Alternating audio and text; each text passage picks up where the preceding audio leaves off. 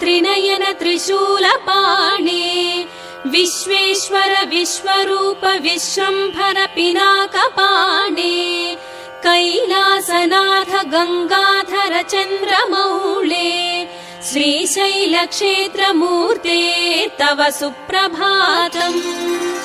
महिमान्वितमूर्ते महोज्ज्वल दिव्यदीप्ते मदनारे महेश्वर महाकीर्ते भ्रमराम्बिका प्रणय पावन चक्रवर्ते श्रीशैलक्षेत्रमूर्ते तव सुप्रभातम्।